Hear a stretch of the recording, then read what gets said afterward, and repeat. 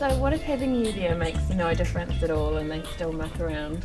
Yeah, there are children like that for sure who will just not lie down quietly even if you're there. Yeah. So with those children, I would recommend that parents take a much tougher approach. Okay. Remembering that we're not going to do the backwards and forwards and taking them back to bed 50 times. Yeah. So with those sort of children, I would just recommend that you say something really simple at the end of your bedtime routine. You say something like, it's night time, I'll see you in the morning, or it's time for bed, I'll see you in the morning. A really short phrase that you can remember because you're going to use it lots of times. Yes. So after the stories, give them a kiss, tuck them into bed, say your phrase, and then leave the room, shut the door, and go to the other end of the house. Okay. If your child is prone to tantrums or is used to you kind of really engaging with them and making this whole bedtime battle thing, Yeah. you know, they will probably start having a screaming tantrum at this point. Okay. It's really important for parents to remember it's just a tantrum. It's no kind of big emotional thing about feeling abandoned at bedtime. It's just a tantrum, the same as they have over the broken biscuit or that you won't buy them a chocolate bar at the supermarket queue. Yeah, that's good to remember. It is. Yeah. Because toddlers just have tantrums, Right. you know, and it's best not to get too emotionally worked up about it. Just go, child's having a tantrum, go to the other end of the house and wait for 5 minutes.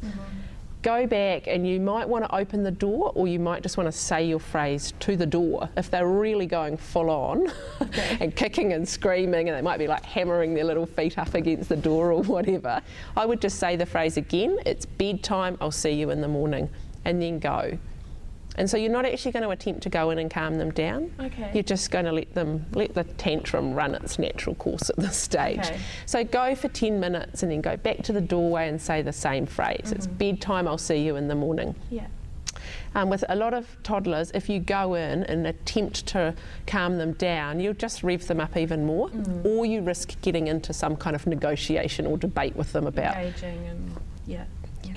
Yeah, and it's really tempting then to try and, you know, try and calm down the tantrum or try and sort of pat them or soothe them or give them a bottle or do any of the other things that you've probably been doing to make them go to sleep. So say the phrase, go to the other end of the house, maybe go walk around the garden or listen to some music or, you know, go out and hang out in the washing, something to get away from the tantrum is good. Wait for 15 minutes and go back and say the phrase again. So it's bedtime, I'll see you in the morning. The tantrum might well still be going, and then just keep going back and checking in at 15-minute intervals until your child goes to sleep.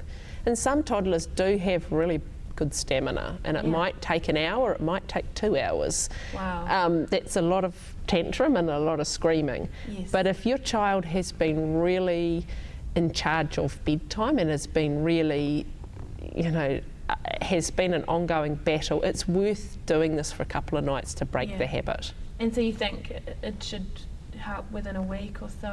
I would say quicker than that. Wow. Yeah, often a child who has been really difficult at bedtime after 3 nights, you will see a massive difference. Wow. That's something to really keep in mind because you're probably exhausted by it. Yes. And you really need to see some change. Yes, So. and you will see change quickly. And often parents who've been in this situation, it's been taking them an hour or 2 hours to get their child to bed every night anyway.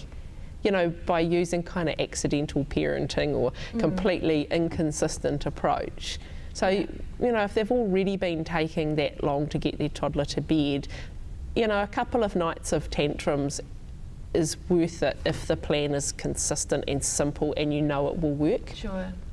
Yeah, and parents often wonder about whether they should, once a child goes quiet, should they then go in and put them into bed and so on, and I would say no. Okay. I'd say if your child is silly enough to have a tantrum and fall asleep on the floor, then they're going to quickly figure out actually that their bed is much more comfortable. They're likely to wake up in the, you know, an hour later and find themselves on the floor and then go and get themselves into bed. Okay. Yeah, or if you think that it's likely your child will fall asleep on the floor from having the tantrum, just dress them warmly enough that night so it doesn't matter if they spend a night on the floor. They'll be absolutely fine and they will quickly learn that bed is comfortable and they can climb out of bed really easily when it suits them, so they'll be able to get themselves into bed. Okay. So what about toddlers then who are still getting up in the night, and even the ones who you may find in your bed? The ones who can sneak in under the duvet without waking anybody up is always good. Or one parent who'll lift up the duvet and let the child in while the other one is thinking they should be in their own bed. Okay. So it's important for parents to have a plan and to be consistent, as I've said. And toddlers who come into bed in the night, come into your bed in the night, you need to know how you're going to deal with that, not just wing it when it happens. So I think toddlers should sleep in their own bed all night. And if you commit to that, it does make it much easier to deal with in the night. Your first option is, as I've said, is to just shut the door. Okay. So if you shut your door or their door or both, then there's no chance that they're going to come into your bedroom. So you don't even have to have that conversation with them in the night. Yeah. And it will stop any kind of safety worries about them wandering around the house and heading off down the road or going in and finding sharp knives or anything else mischief they might get up to.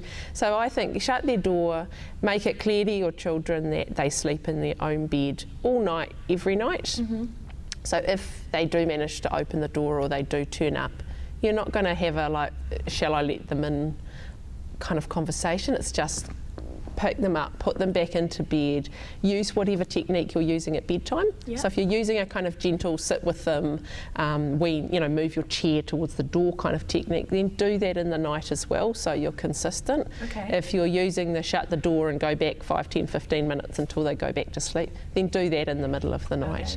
The more consistent you are, the quicker you'll get a response. Yeah. That's what I'm learning, consistency. With toddlers, it's everything.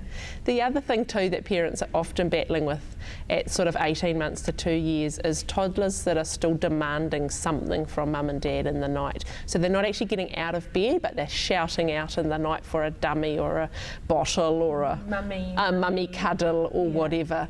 And so that's the other thing that when parents are putting together a plan of what sleep problems they need to solve, identifying what the child's demanding and how you can fix that is really crucial. So toddlers that are shouting out for a dummy, it's really common for toddlers to still have dummies and absolutely fine. There's no worry about damaging their teeth or, impairing their speech or whatever. A dummy's actually easy to throw away, whereas if they're sucking their thumb, it's hard to throw the thumb away.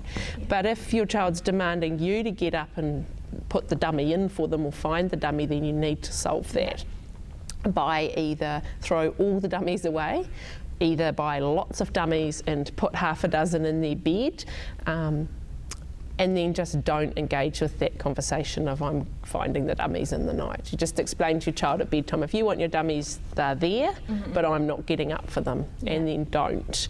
They're big enough to throw them out of the bed when it suits them. They're big enough to get out and find them and get back into bed with them. So that'd be one thing to not get into. The second would be bottles in the night. That if your toddler's still shouting out, demanding a bottle, you need to knock that on the head. Because there's no way that toddlers need a bottle. They don't need it for, nutrition. They don't need it because they're thirsty. They just have it because it's nice. It's warm and it's soothing, and normally mummy brings it, and you might even get a cuddle if you're lucky while you're shouting for the bottle. So if you're still getting up for bottles, have a look on our Sleep Stool website. There's a lot of information on different techniques of how you can wean the bottle. The quickest way is just to say no bottles and don't give them one. Another way is to gradually water the milk down. So the first night you might do 25% water, the next night 50% water, and by night 3 it's 75% water and would taste pretty disgusting. And so pretty quickly you're not going to get anyone screaming for a bottle of kind of water with a splash of milk in it. But parents really must make that decision to not take the easy option with putting a dummy back in or getting a bottle, because you'll never fix the sleep problem if you keep offering those kind of quick fixes. Yes. It's so easy to offer them the quick fixes though. It is, and that's why parents do it.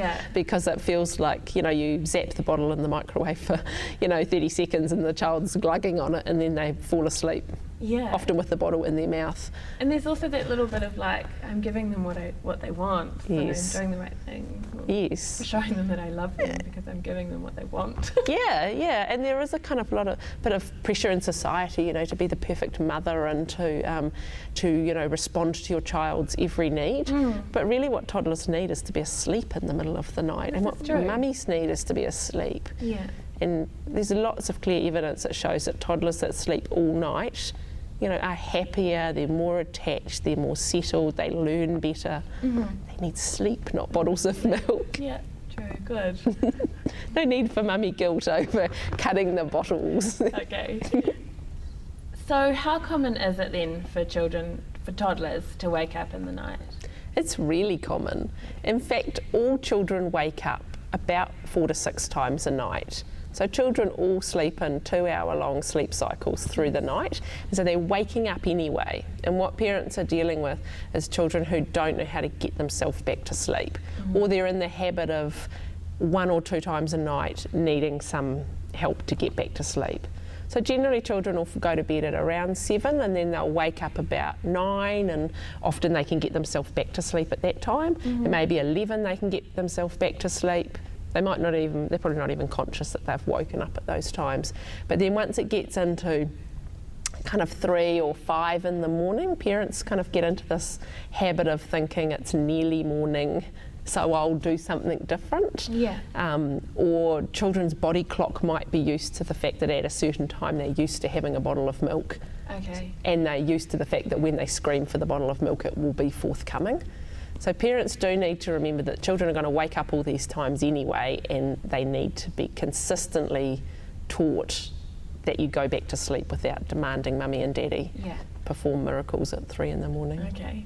What about that 5 a.m. time? And some toddlers will wake up at 5 a.m. and they're like, it's morning. Yes. And you're like, no, it isn't. It's so not at 5 o'clock. No. That is such a common problem, and it's a really difficult sleep problem for parents to solve. But it's important that they tackle it and work on solving it until your child is sleeping till more like 6:30 or 7, because it's a habit like a lot of other sleep problems, and the longer you let your child start the day at 5, the longer that's going to carry on for. And it makes for a very long and tiring day for both of you.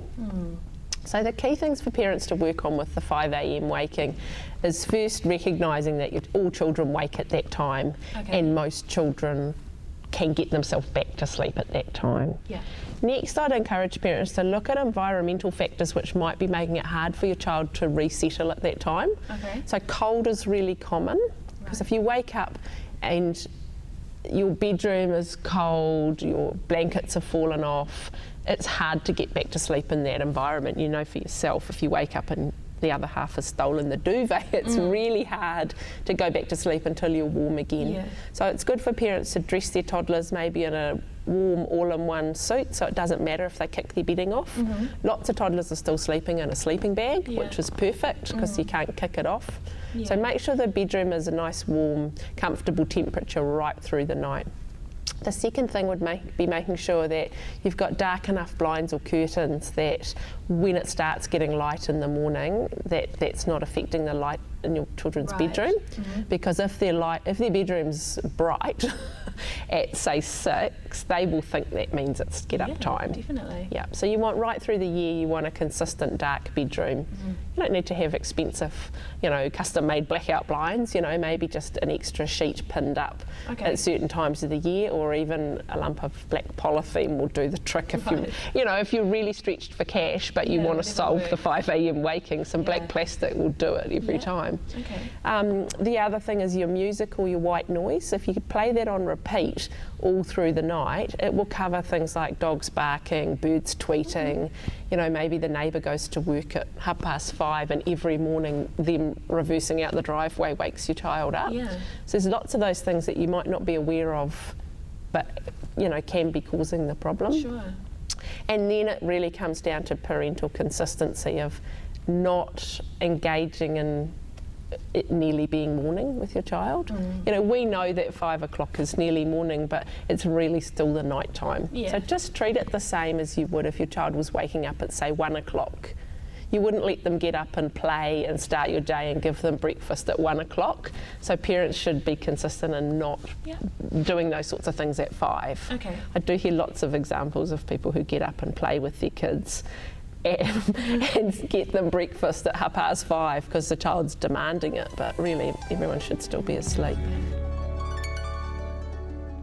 Get a weekly hot tip for that regular shot of encouragement and subscribe to our weekly hot tip parenting text, tip or email. Follow the instructions in the advice section of our website.